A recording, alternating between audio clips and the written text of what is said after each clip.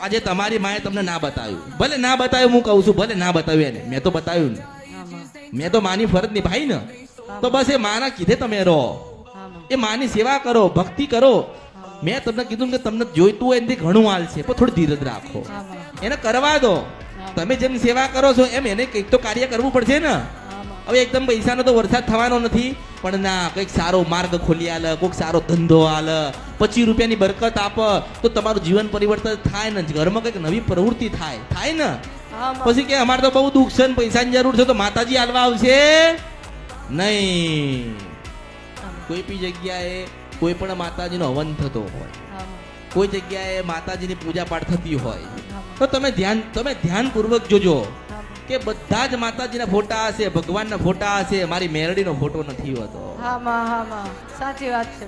કોઈ ભગવાનની કથા થતી હોય તો શિવ શક્તિના ફોટા મૂકશે, માતાજીઓના 9 દુર્ગાના ફોટા મૂકશે, પણ પટેલ માસ્તર મારી મેરડીનો ફોટો નહીં હોતો. મેરડી સુવા કળિયુગની અંદર, કારણ કે મેલી કરી એટલે મેલી તો મેલી કહેવાય.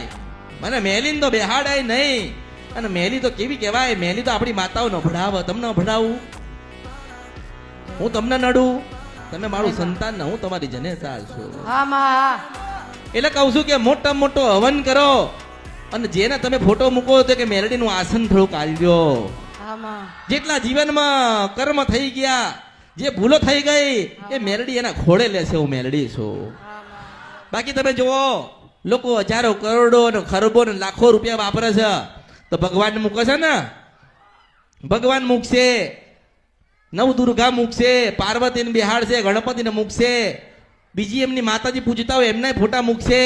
એક મારી મેરડીનો ફોટો ક્યાંય મેકતા. તોય કહું છું કે નાની નથી ને મોટી નથી, રંગે નથી ને રૂપે નથી, આકાર ને વિકાર નથી. બોલું ના બને ભર્યું મારા અવતારમાં ખોટ પડો મેરડી છો. હું શિલમન સપર નદી ને ગંદ્રપ્યા મેરડી છો.